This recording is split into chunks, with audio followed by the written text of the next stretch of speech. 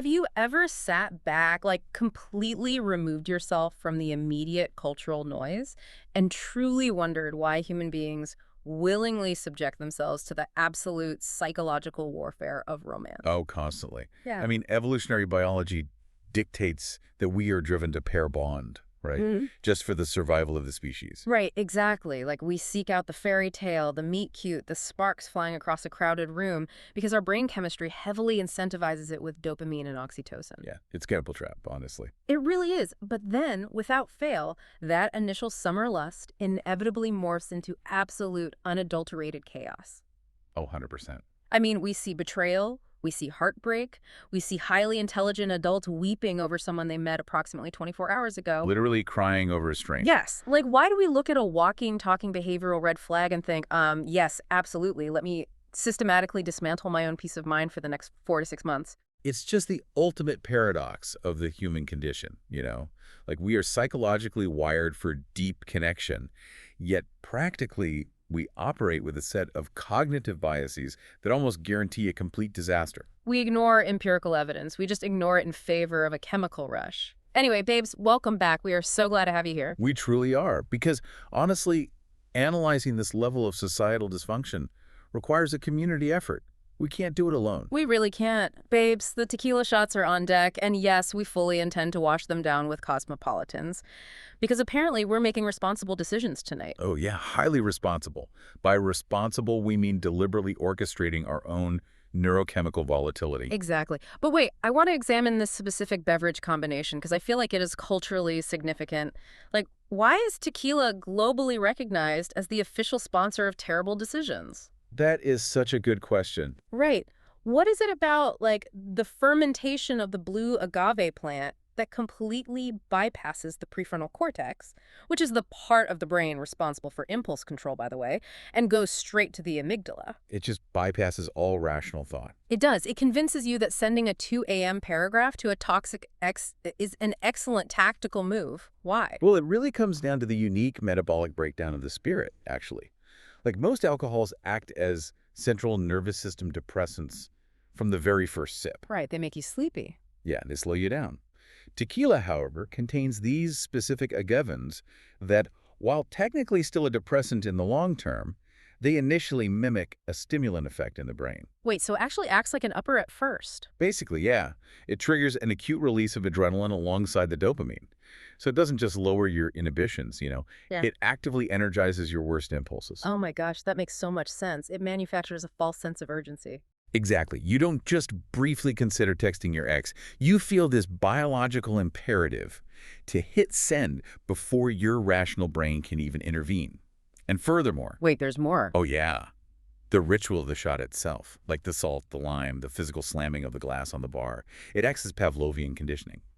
Your brain associates that specific sequence of physical actions with immediate chaotic release. That is fascinating. The ritual actually primes the brain for chaos before the alcohol even hits the bloodstream. It's like a catalyst. Totally. But then, okay, to chase a shot of tequila with a cosmopolitan, I mean, that is a severe psychological pivot. Oh, the cosmopolitan is less of a beverage and more of a cosmetic accessory, if we're being honest. Let's break down the semiotics of the Cosmo. Please do. The moment you are holding a mathematically perfect V-shaped martini glass containing, like, a pale pink liquid and a lime twist, you are engaging in aesthetic signaling. You instantly project a very specific archetype. Yes. You feel like you own a brownstone in the Upper West Side and manage a highly successful, aggressively cutthroat PR firm. Precisely. It is the cultural footprint of late 90s Manhattan post-feminist media.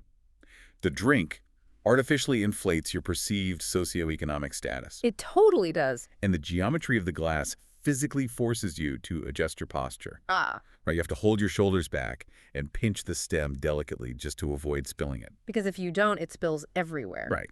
And that physical posture creates a biofeedback loop. It increases testosterone and decreases cortisol.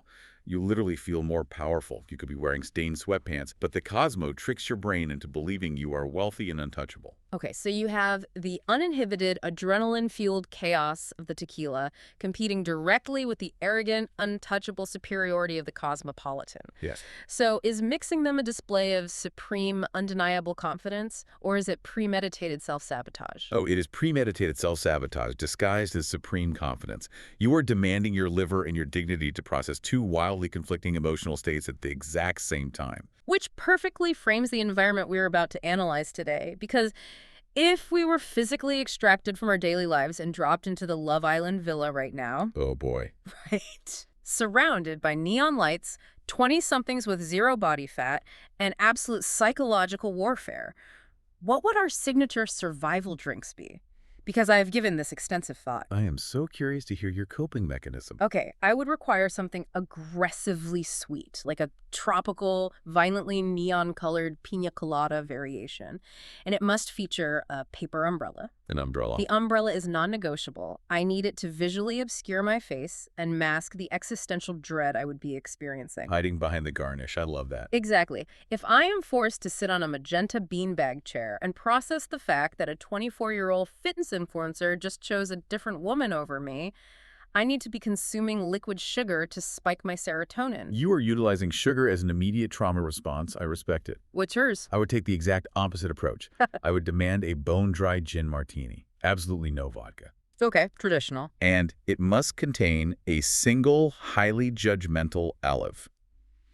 I want to hold that glass by the stem, take microscopic, intimidating sips, and use it as a physical barrier between myself and the chaotic 20-somethings sprinting around the fire pit, making historically bad choices. A single judgmental olive. The drink itself needs to communicate a terrifying, silent analysis of their behavior. That is a spectacular boundary-setting tool. I might have to adopt the judgmental olive. Anyway, babes, it's been such a long week. A remarkably long week. And by the time most of you hear this, it'll almost be the weekend. So, babes, happy almost weekend. We have survived the corporate trenches. Barely. Clearly. And since we're entering peak summer love season, we need to do everyone's Love Island horoscope. Oh, we absolutely have to. Because the stars are totally aligning for a mess, and we need to map out exactly how each zodiac sign is going to architect their own downfall under the fluorescent lights of the villa. The astrological forecast indicates severe cognitive dissonance across the board. Let's systematically break down the 12 signs. You want to start? Yes, I will begin with Aries. Okay, Aries. Your romance prediction for the summer. You are going to engage in a highly intense, deeply unnecessary argument over iced coffee orders. Of course they are. The red flag you need to watch out for is your own impulsivity, because you will get the ick instantly. Like the person you are coupled up with will breathe slightly too loud at a stoplight, or wear a pair of sunglasses you find aesthetically offensive. God forbid. And you will physically recoil, block their number, and demand a recoupling on the spot. That is classic Aries combativeness masked as passion.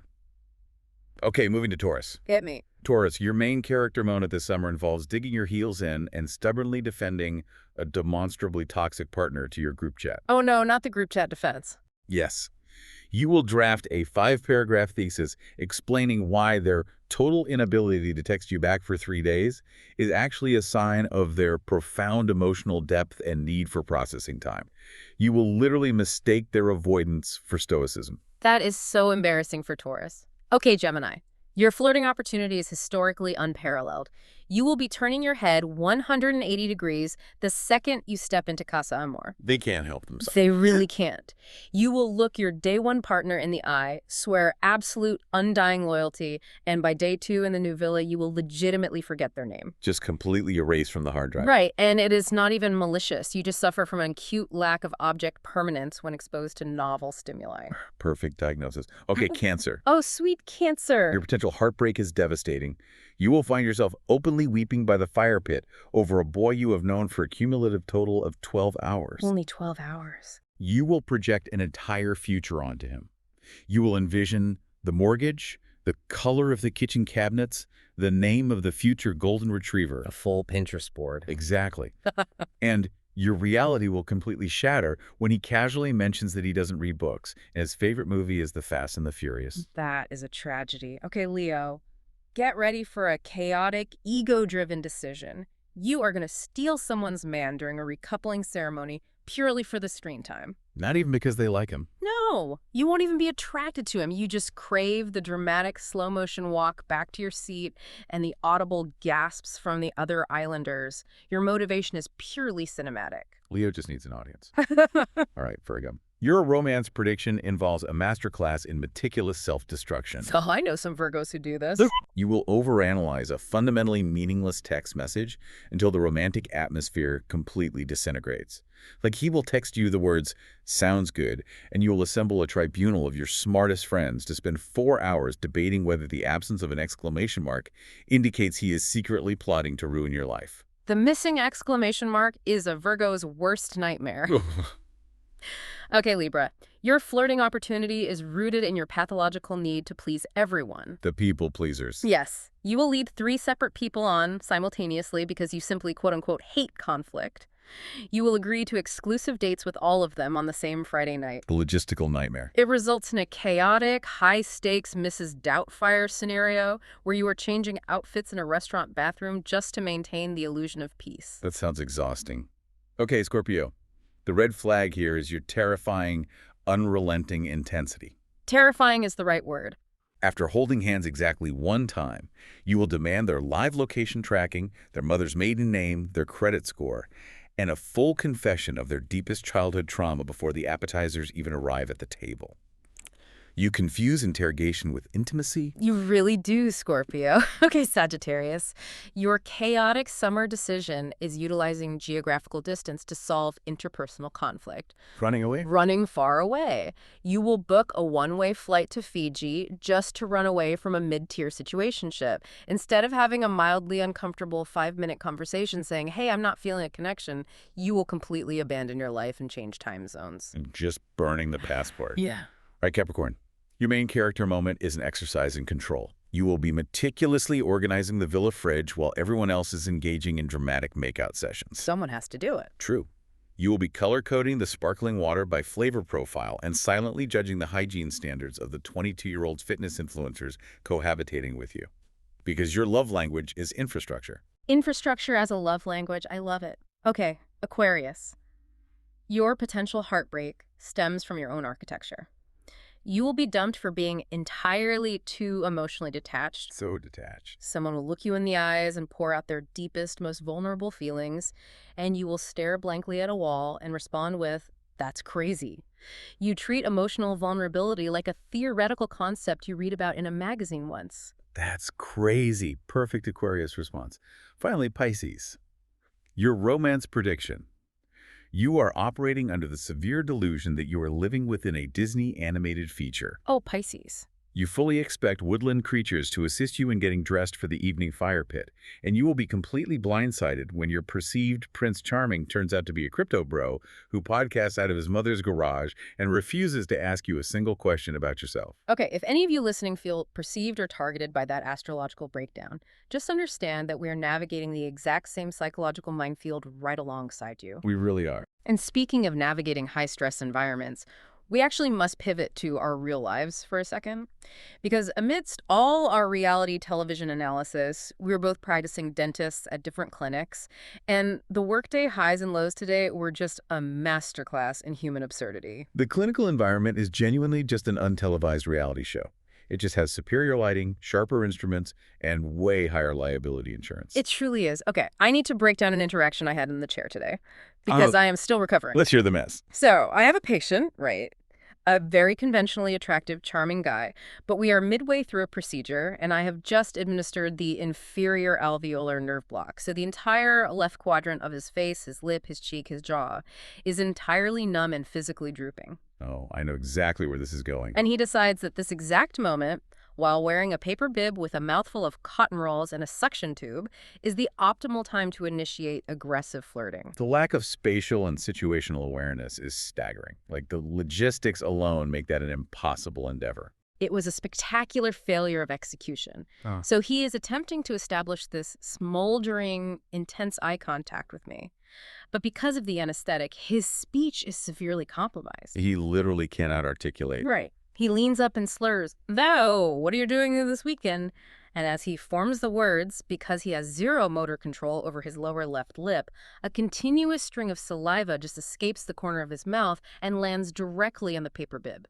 Oh, no. And he has absolutely no sensory awareness that it even happened. That is a profoundly humbling image. Yeah. Just the juxtaposition of attempted seduction and complete loss of basic bodily function. Yeah. How did you even navigate that power dynamic? I had to rely on extreme clinical detachment. I just maintained absolute eye contact, took a piece of gauze, gently dabbed his chin, and said, "Sir, I'm going to need us to focus on the decay on tooth number 14 before we negotiate dinner reservations." Brutal, but necessary. It is so fascinating how the vulnerability of the dental chair causes some patients to project romantic intent onto the practitioner. It's like a form of authority transference, you know? Absolutely. They're in a state of high anxiety. You were the one providing relief, and their brain just completely misinterprets that relief as romantic chemistry. It's a crossed wire. Exactly. Did you have anything that chaotic today? Oh, my clinic today offered a totally different psychological study. It basically devolved into a high-stakes group panic that perfectly mirrored the chaotic group dynamics of a reality show cast. What happened? We have a specific coworker who operates with a consistently chaotic baseline energy. You know the type. Today, they managed to completely misplace a highly specialized, incredibly expensive diamond burr drill bit. Wait, I have to pause you. A drill bit does not just vanish. It is either in the handpiece, in the sterilization pouch, or in the biohazard bin. How does one lose it? That was the central mystery that ground the entire practice to an absolute halt. The sterilization room was immediately cordoned off like an active crime scene. Yellow tape and everything. Almost. The entire hierarchy of the office just collapsed. The lead dentist, the hygienists, the receptionists, we are all on our hands and knees, utilizing the flashlights on our iPhones to sweep the linoleum floor under the operatory chairs. Oh my God. The office manager is conducting intense cross-examinations, trying to establish a timeline of custody for the drill bit. It was a high-stress, Agatha Christie-style, locked room mystery. And where was the coworker who lost it? Oh, they're standing casually in the doorway, sipping an iced oat milk latte, and offering the defense that I think it just walked away. Magical thinking. They assign sentience to a piece of dental equipment just to absolve themselves of negligence. Exactly. It highlights how quickly professional decorum shatters under sudden, unexpected stress, which honestly perfectly parallels the hypothetical we were debating before we started recording. Oh, yes. The survival question. Right. If we were stripped of our professional titles and dropped into the Love Island villa, how would we actually fare?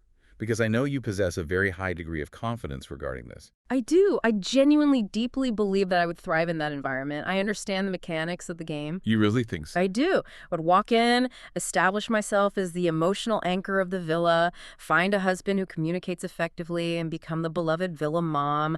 I would be mediating disputes, dispensing sage advice while making avocado toast in the morning, and navigating the recouplings with absolute grace. I mean, I admire your optimism, I really do, but Yeah. I have to apply a harsh dose of reality here. We would both be eliminated on the first night. We possess a fatal flaw for reality television. Which is? Hyperanalysis. You don't think we could turn the analysis off, like, just for a summer? Absolutely not. Imagine this scenario. Yeah. A physically flawless 24-year-old pulls you for a chat on the terrace. Instead of engaging in light, flirtatious banter about your favorite color or your gym routine, you would immediately start analyzing his micro-expressions and his posture. Okay, fair. And for me, I would be sitting by the pool, and the moment I heard the specific rhythmic sound of someone chewing gum with their mouth open from 10 feet away, my misophonia would trigger. Oh, you wouldn't survive the chewing. I would immediately step off the green circle during a recoupling and announce, "I apologize to the group, but the auditory mechanics of his mastication are fundamentally incompatible with my piece. I am self-evicting." Okay, when you phrase it like that, I do see the vulnerability. My inner soft girl would absolutely shatter by day 2. Right.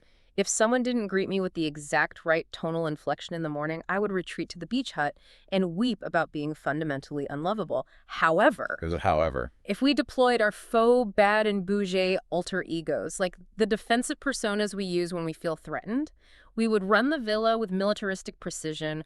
We would treat Casa Amor like a tactical operation. Oh, the alter egos would leave a wake of emotional devastation and empty tanning oil bottles. We would manipulate the social dynamics flawlessly. But the reality is, our true selves would be pleading with the producers for a weighted blanket, a cup of chamomile tea, and an 8:30 p.m. bedtime. Yeah, we'd be begging to go home. Anyway, okay, babes. Enough pretending we'd survive Love Island. Let's get into the mess. We need to dissect Season 8, Episode 2, because the psychological architecture of this episode was staggering. It really was. Let us establish the framework first. The entire dramatic tension of this episode hinges on what production calls the doors twist. We really must appreciate the ruthless brilliance of this game design. It's evil genius. It is essentially a physical manifestation of a psychological prisoner's dilemma, amplified by public surveillance. The mechanics are brutal. You stand on the green dot to signify loyalty to your day one partner, stand on the red dot to signal you are open to exploring connections with the new bombshells. Right. And then a massive partition drops, revealing your choice to everyone simultaneously. Exactly. It removes any ability to lie or backtrack. It forces a binary choice and broadcasts it to the world. It's so stressful. Okay, let's start with the ostensible success story of the doors. Melanie and Sincere. Yes. The success story. They both chose the green dot. And when the partition dropped, Sincere's entire face transformed. He looked genuinely euphoric. They shared this incredibly passionate cinematic kiss. On the surface, it felt like destiny. They're from the same geographic area. They locked in early. It felt so secure. That is definitely the narrative they are attempting to project. But if we analyze the immediate aftermath, the structural integrity of their connection is incredibly fragile. You think? Oh, definitely. Moments after this supposedly euphoric reunion, Melanie immediately pivots to an interrogation. She demands granular forensic details about the new bombshell, Kayda. She asks about her height, her aesthetics, her tattoos. Right, she was grilling him. And Sincere attempts to deploy damage control. He claims he had, quote-unquote, tunnel vision, that he barely even perceived Kayda's physical form. Which is obviously a lie. Of course. But under pressure, he cracks and admits that Kayda actually shares physical similarities with Melanie, which is the absolute worst strategic move. Terrible move. You do not tell an insecure partner that the temptation looks exactly like them, but potentially upgraded. Exactly. And Melanie explicitly voices that she possesses trust issues. From a behavioral standpoint, she is displaying classic anxious attachment. She demands a rigid loyalty pact on day one to soothe her own anxiety, and then immediately searches for evidence that the pact will be broken. It's a self-fulfilling prophecy. Furthermore, we have to look at the external analysis here.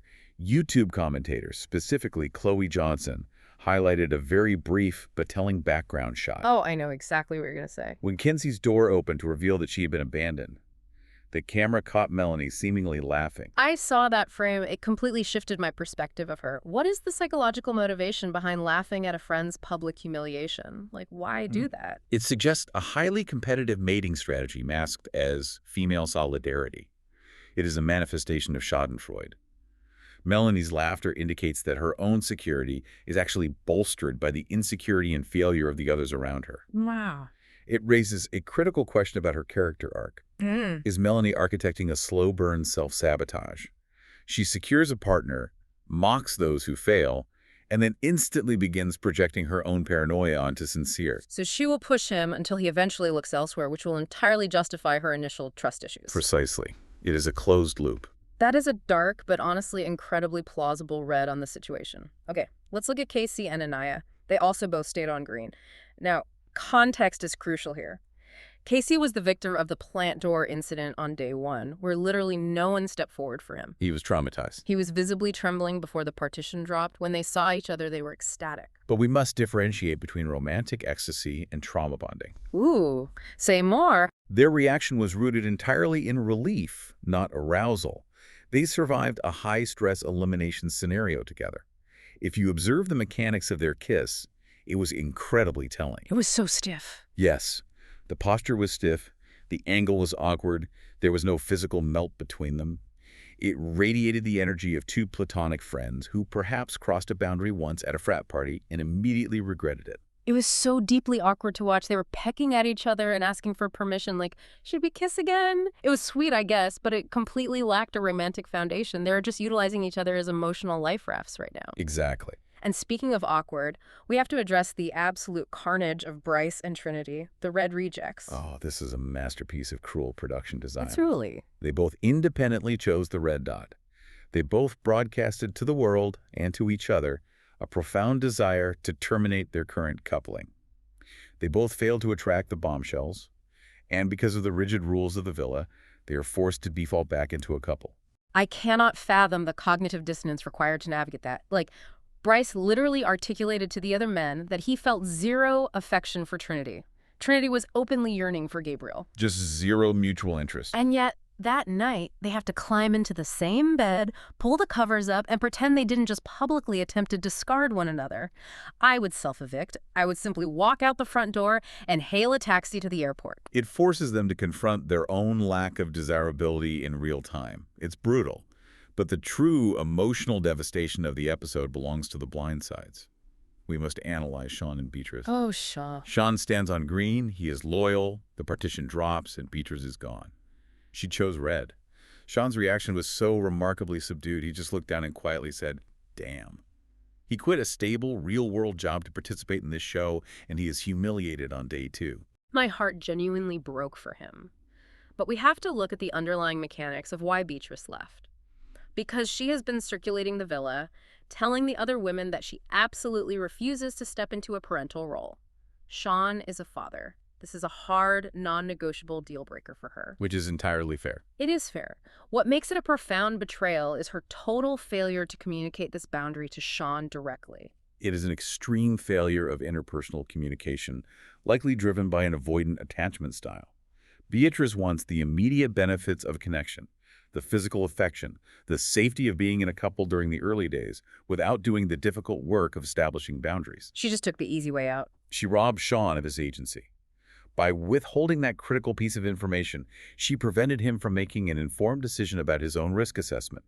She let him believe they were building a foundation, knowing the foundation was fundamentally flawed. It was incredibly selfish. Sean even goes on an interrogation tour, pulling Anaya and Melanie aside to try and retroactively piece together where he misread the situation.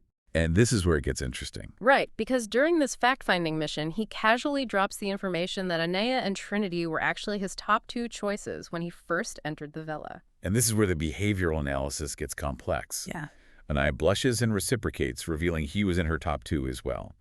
I have to challenge your sympathy for Sean here. Oh, why? Yes, he was wronged by Beatriz, but is he not accelerating his rebound strategy entirely too fast? Beatriz's side of the bed has not even cooled down, and he is already strategically planting seeds with Anaya, who is currently coupled with KC.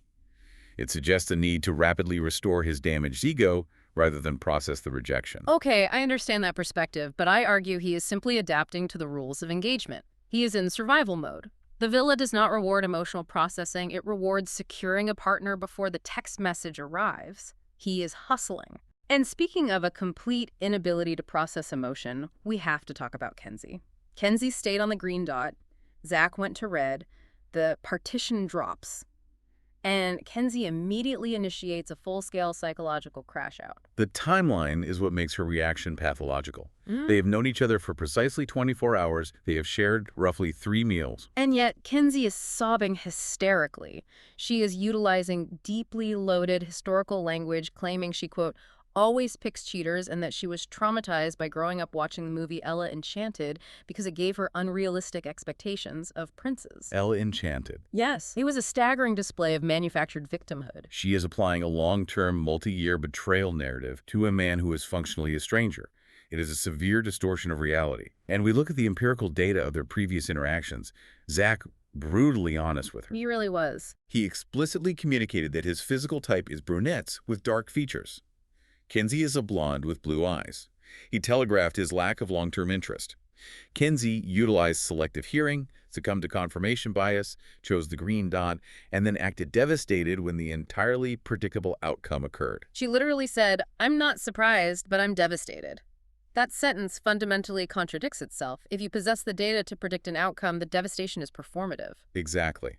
Now, as an analytical aside, it is worth noting the external context surrounding Kenzie. Various online communities and reviewers have surfaced claims regarding her offline political affiliations, specifically identifying her as a Trump supporter. Right, the internet is definitely talking about that. And we mentioned this strictly to impartially report that this is what the internet is discussing regarding her background, absolutely without taking a side endorsing or condemning the viewpoints, simply noting it as a layer of fan commentary that is influencing how the audience perceives her on-screen behavior. Exactly. It's just the layer of the cultural conversation surrounding the show that we are acknowledging neutrally. But we must transition to the geographic location where the true damage was done. Paradise Cove. Oh, the Cove. Production exiled the Bombshells and the Red Dot Islanders to this remote location and forced them to sleep in massive, shared three-person beds. It is architectural cruelty. They are utilizing spatial design to force physical boundary crossing. Let us examine the first bed. You have Kayda, a stunning, confident 5'9" server with a rich multicultural background. She is sharing a mattress with Zach and Bryce. This bed dynamic was wild. Kayda and Zach immediately engage in a heavy, highly aggressive makeout session. The physical chemistry is undeniable. And then you have Bryce lying inches away. Bryce, whose entire personality portfolio thus far consists solely of reminding people he resides in Hawaii. Bryce is operating as a piece of decorative upholstery in that room. He looks entirely defeated. And then, in a moment of sheer unimaginable desperation, he rolls over in the dark, interrupts their intimate moment, and pathetically asks for a kiss. Unbelievable. He actually says, "Don't leave me out." It is a fascinating failure of evolutionary mating strategy. He attempts to insert himself into an established alpha dynamic without demonstrating any value. And Kayda's response is a masterclass in surgical rejection. So surgical. She doesn't placate him. She simply states, "You're going to be left out tonight." She establishes an impenetrable boundary. I had to physically look away from the screen. The secondhand embarrassment was lethal. But the adjacent bed was arguably worse. We have Gabriel, Beatriz, and Trinity. Let's analyze Gabriel. Let's do it. He is 29 years old. He works as a model and a DJ in Miami. He has a 5-year relationship in his past, and he repeatedly self-identifies as a lover boy with a massive heart. His stated identity is completely incongruous with his observed behavior. Within minutes of occupying the bed, he is aggressively kissing Beatriz directly in front of Trinity, who also chose him. He displays zero empathy for Trinity's proximity. Trinity is literally just sitting up in bed, nursing a beverage, watching them exchange bodily fluids like she paid for a ticket to a terrible avant-garde theater production. It's so sad. And then, in a staggering misread of the room, Trinity decides this is the optimal moment to shoot her shot. She leans over and asks Gabriel, the Miami DJ, if he's looking to settle down and have children. It is a catastrophic tactical error. Gabriel's physical reaction is visceral. He practically recoils into the headboard. Yeah. He deploys the classic avoidant defense, claiming he's only 29, he is very young, and he's just going with the flow. Going with the flow means leave me alone. Exactly. Yeah. But what is truly fascinating is Trinity's internal logic. She operates under this peak early 20s demographic delusion where anyone between the ages of 26 and 29 is viewed as geriatrically advanced. She treats him as if he should be touring assisted living facilities rather than participating in reality television. Are you ready for kids? He is a DJ. His primary concern is securing a vodka Red Bull sponsorship and a residency at a day club, not evaluating school districts and mortgage rates. Precisely. Which brings us to the next morning, back in the main villa, where the emotional fallout begins to manifest through culinary gestures. The breakfast pivot. Sean, attempting to solidify his new strategy, decides to cook breakfast for Kenzie. He presents her with a plate of eggs and a chicken sausage. But crucially, he has meticulously cut the processed meat into the geometric shape of a heart. The sausage heart. Kenzie immediately swoons. She looks directly into the camera and states that she, quote, falls in love with words and sweet gestures. This is a textbook, observable instance of psychological transference. Kenzie is not experiencing genuine affection for Sean.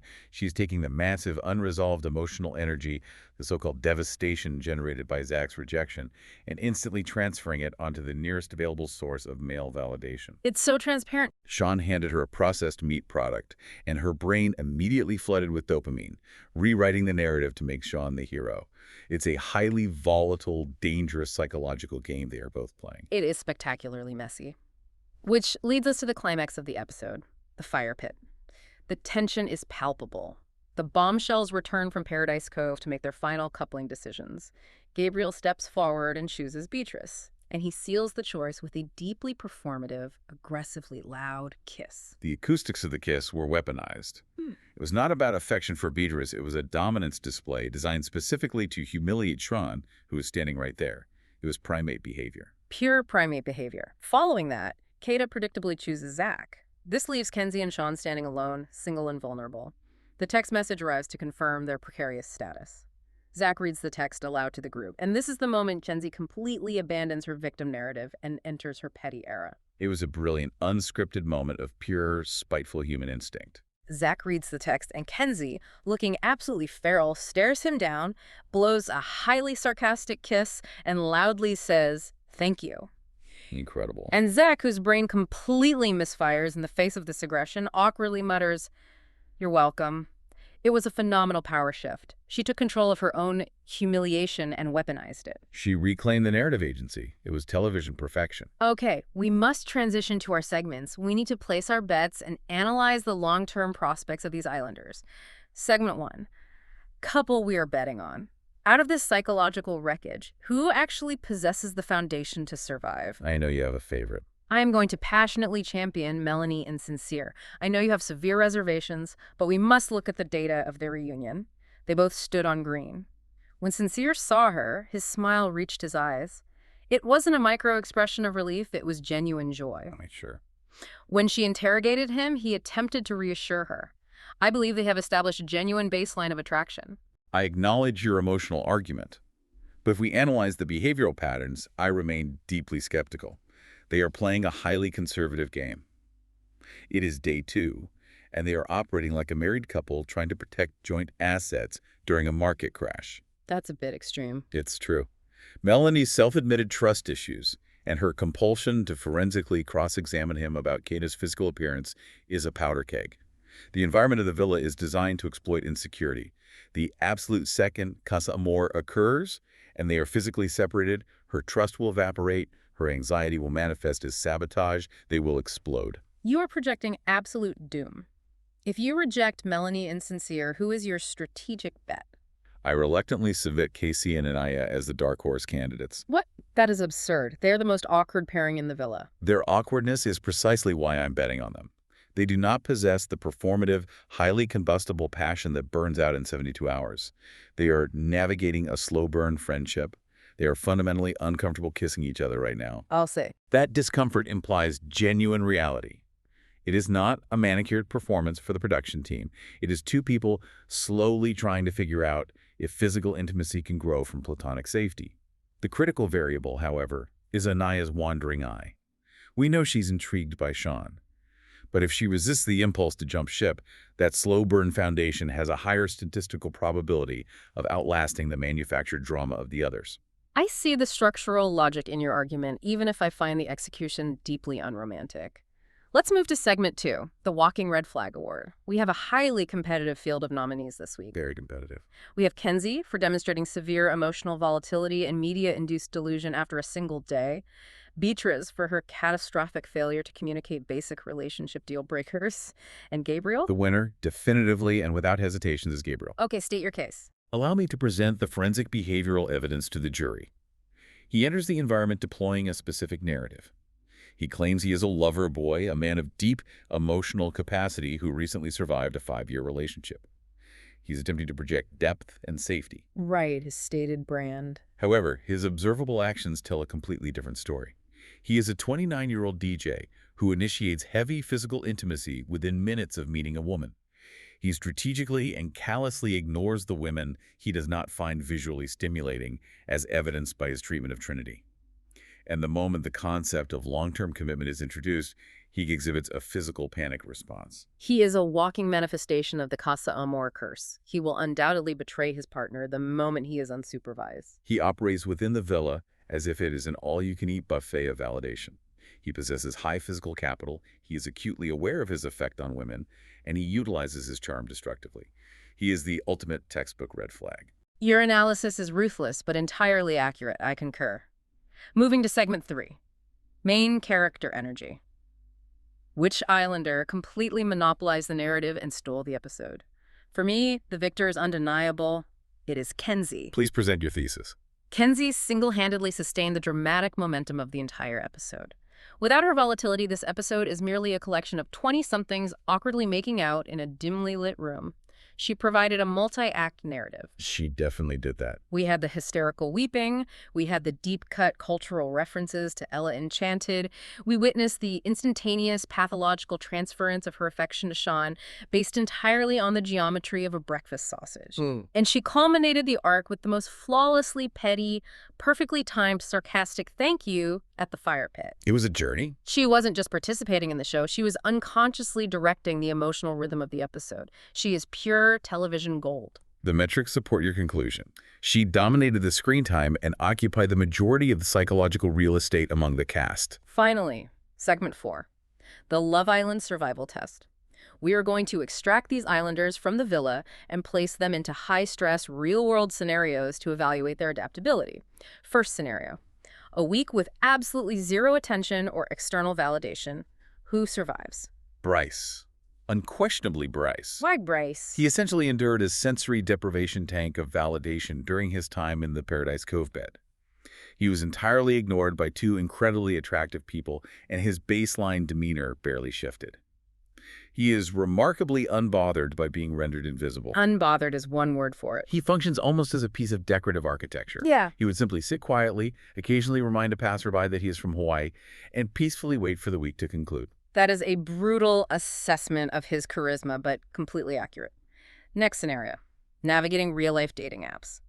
Who dominates the algorithms of Tinder and Bumble? Exactly. Because his current operational strategy in the villa is exactly how one navigates a dating app. He swiped right on Beatriz with zero hesitation, and he aggressively swiped left on Trinity while she was physically occupying the space next to him. He's ruthless. He makes instantaneous judgments based entirely on visual aesthetics and the promise of immediate gratification. The gamification of modern dating apps is built for his specific psychology. Next scenario, meeting our families. If we had to introduce one of these islanders to our parents during a high-stakes Sunday dinner, who has the highest survivability rate? Sean, without a single doubt. Because he is a father, he naturally radiates a grounded, responsible, paternal energy. He proactively cooks breakfast without being asked, which demonstrates a service-oriented mindset.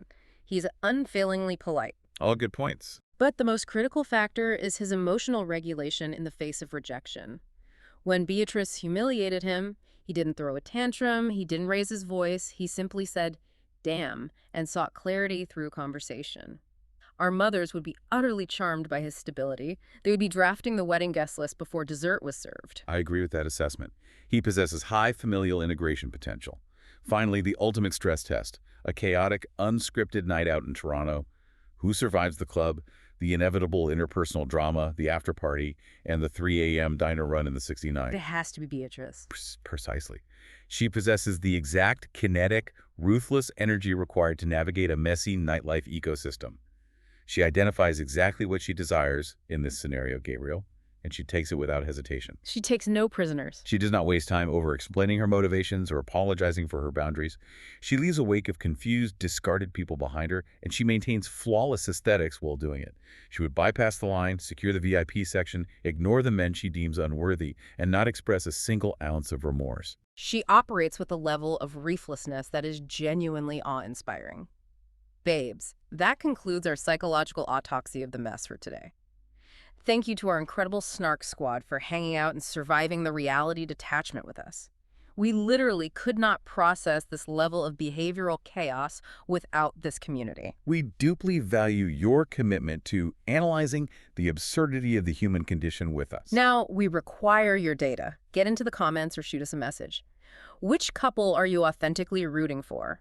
Which islanders' behavioral patterns do you trust the absolute least? What is your zodiac sign? And were we completely accurate regarding your specific brand of summer cognitive dissonance? And be brutally honest. Yes. Do you honestly believe you possess the emotional regulation to survive a week in the Love Island villa? A reminder to please like, comment, subscribe, and share this breakdown with your messiest bestie. And continue to send in your submissions for our shady, snarky, or stupid segment for future reads. We highly enjoy evaluating your life choices. Before we sign off, I want to leave you with one final provocative behavioral hypothesis to mull over. Consider this. If Kenzie's this emotionally volatile, this untethered from reality over a man she interacted with for a mere 24 hours, what is the statistical probability of a total psychological meltdown when production inevitably sends a new bombshell into the villa specifically tailored to tempt Sean? Are we currently observing the prologue to the first ever reality television true crime documentary? The psychological implications are genuinely terrifying. Stay flirty, stay delusional, and we will see you on the Snark side. Stay flirty, stay delusional, and we see you on the Snark side.